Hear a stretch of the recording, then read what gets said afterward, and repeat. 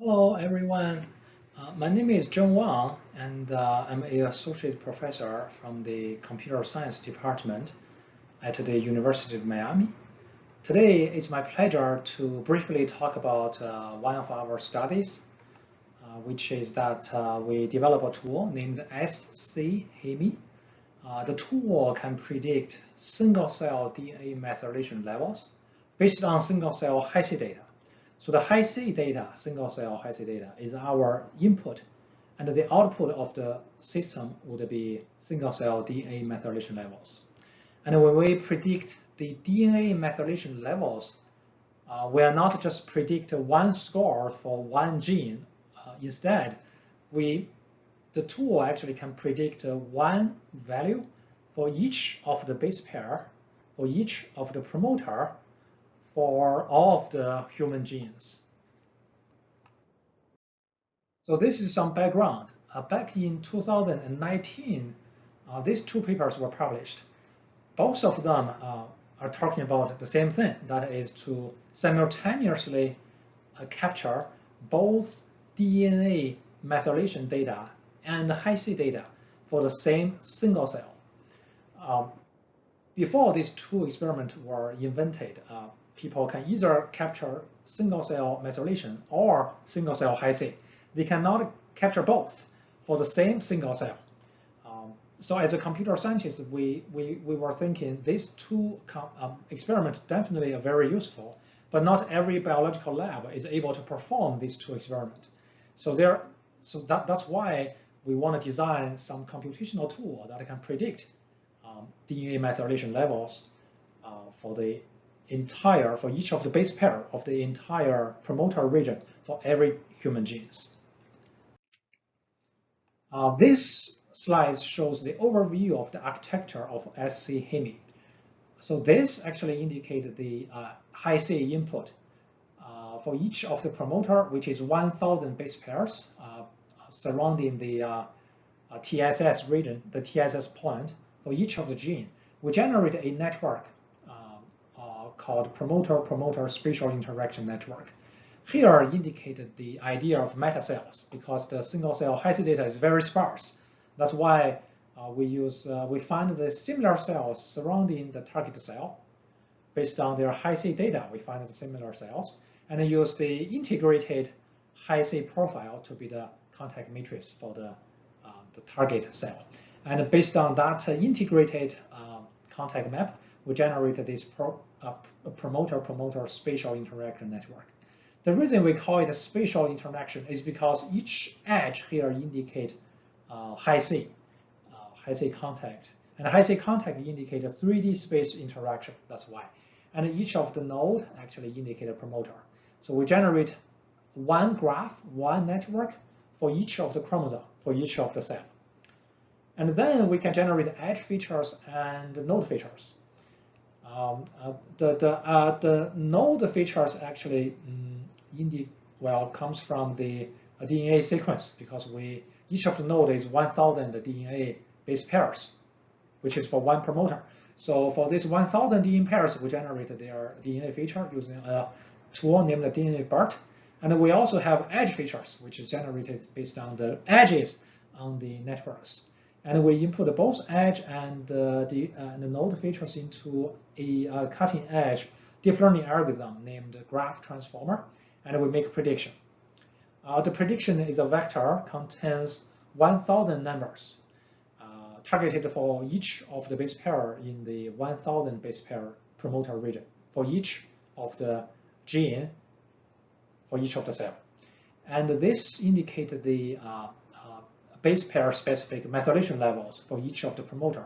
We use the same idea, metacells, because the single cell DNA methylation is also very sparse. So we use the same idea and we capture the target values, which is also 1,000 values for each of the promoters, for each of the human cells. Each of these indicated the true DNA methylation level for that base pair. We have prediction, we have true or target values, ground truth, we can compare. We do cross-validation, blend test, so that we can know how accurate our predictions are. And this table indicates how accurate the predictions is. This is comparison between our method on 2 different data sets against 2 naive predictors we developed, because we are the first tool that was ever designed to do this. So there was no other tools to compare with. This is the PCC and average precision MCC AUC curve, mean absolute error. I'm going to talk about some of them in detail.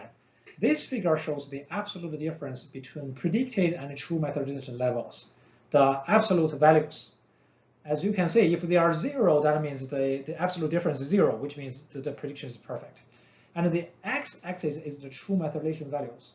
True methylation values either 0 or 1, and interestingly, we also have some values in between.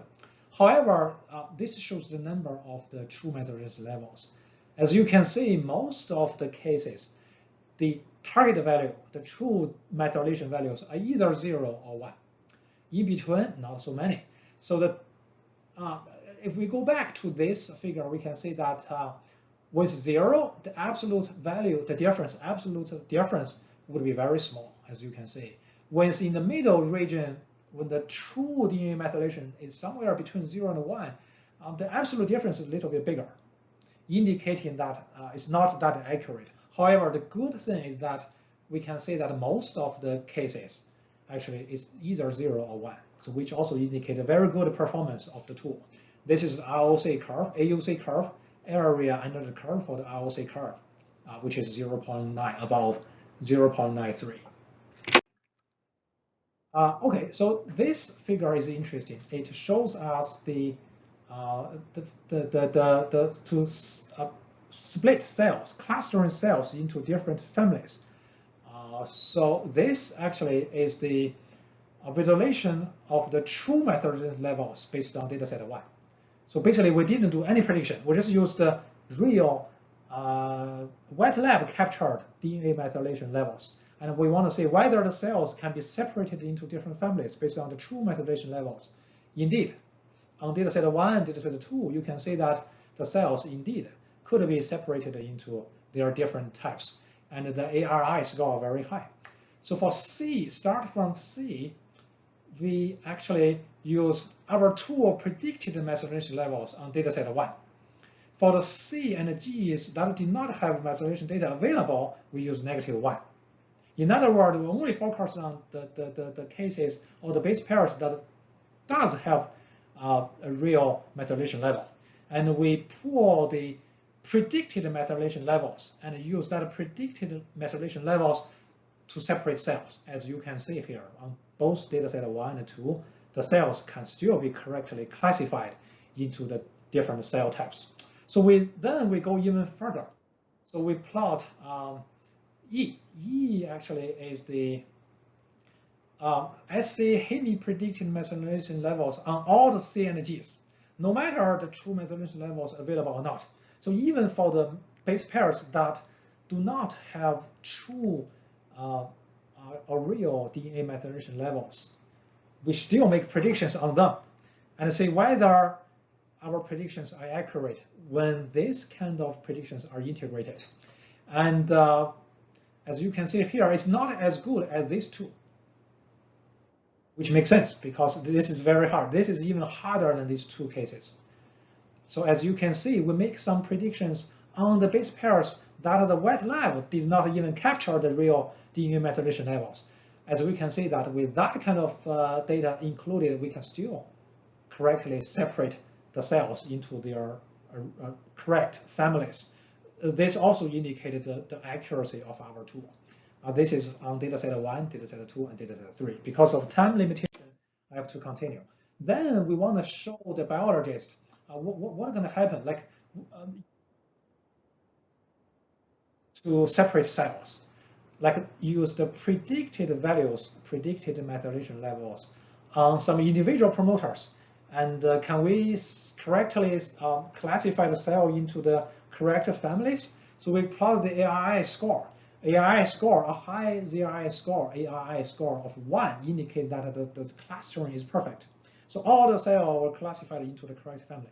0 ARI score means it's a whole mess. So as you can see here, when we use top 200 promoters ranked by the ARI scores, Yes, of course, because we use the top 200. So when you go to this direction, the ARI actually gonna decrease. And for the blue lines indicate that we use the top X promoters, which means top X or top N promoters. For example, I use top 1, top 2 together. Use predictions on both of these two promoters to classify cells. And then for 3 means I use top 3, 1, 2, 3. The predictions on all of these 3 cells to all of these 3 promoters to classify cells. As you can see, the more promoters we include, the better accuracy, the better clustering accuracy we're going to get, as you can see, until reach 50. And then it goes down and remain there. We also use random forest to find out the most C and Gs, cytosine and guanines, that are most important to contribute or influence in the cell type clustering, and we plot this. And we also release the data, which C and Gs in which promoter region actually is the most important or most influential when the predicted methylation levels of that C or Gs is used to separate cells. This data were released in the supplementary data, so which we believe could be interesting information for the biologist to study these genes. So we also look at the performance with different degree values. This is the degree distribution. The performance actually increased a little bit, but not so much. We also show the feature importance for each of the C and Gs, as you can see, and with different degree values. So the higher degree the node, the feature importance may not be higher. And this is the ARI score for different degrees. As you can see, the node with higher degree value may not corresponding to better performance when these promoters or nodes were used to separate cells. However, we found that usually when the degree is between 1 and 2, usually this kind of promoters actually contribute most when they were used to classify cells. We also look at influencers, because influencers is an algorithm developed by somebody else, which indicated the how much influence each of the node can give to this entire network.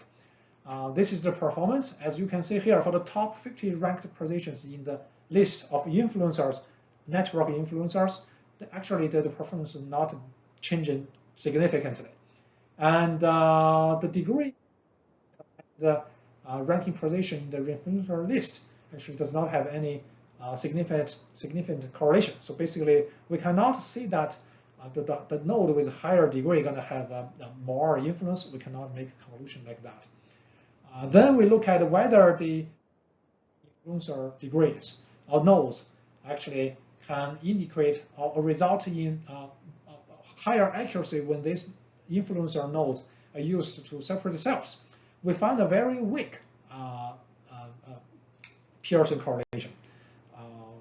It's not significant neither.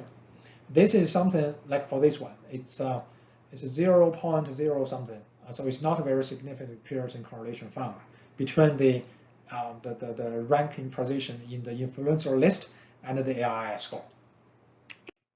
So then we want to further evaluate our prediction. We look at the housekeeping gene and randomly selected genes. So we make predictions on housekeeping genes only, and we randomly selected the same number of other genes from all of the genes of human being.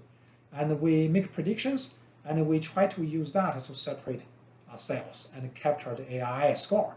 As you can see here, the randomly selected genes are going to contribute or result in higher ARI score, which means using the predictions on the randomly selected genes, we can better classify us into different families.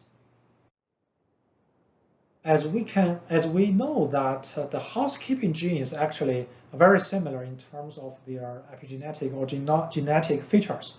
So using the DNA methylation levels on these housekeeping genes definitely would not be as good as on these randomly selected genes when they were used to classifying cells into their families or distinguishing cells, which makes sense.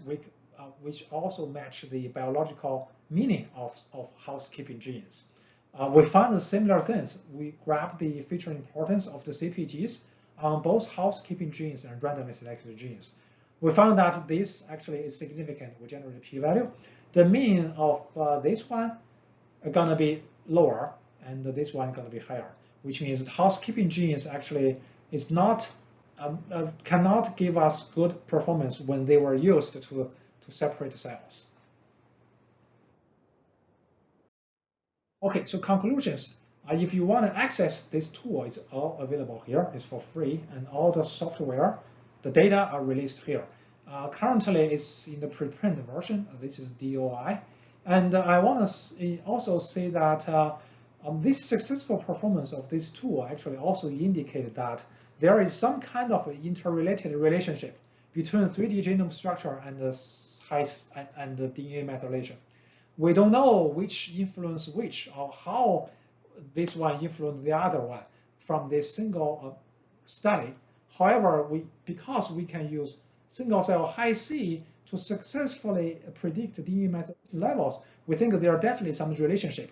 That's because if you still remember, the features we input into the machine learning algorithm include both DNA sequence feature and also Hi-C data.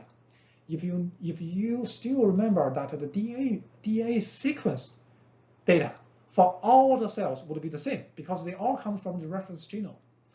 All the cells are human cells, so their reference genome or reference sequence is the same. So their DNA sequence feature is exactly the same. So if we don't input any single-cell Hi-C data into the machine learning algorithm, the prediction is going to be the same, which means there's no way we can use the predicted methylation levels to separate the cells into their families because their predictions will be the same as well. However, we found that adding the single-cell Hi-C data, the cells can be correctly classified into different cell families. In other words, the predicted DNA methylation levels actually for each of the cells does include cell-to-cell variability, which 100% comes from single-cell Hi-C data. That's why single-cell Hi-C data contribute or, well, influence the correct prediction for the DNA methylation level. That's why also I mentioned that there is some kind of relationship between 3D genome and DNA methylation. That's all of my presentation. Thank you.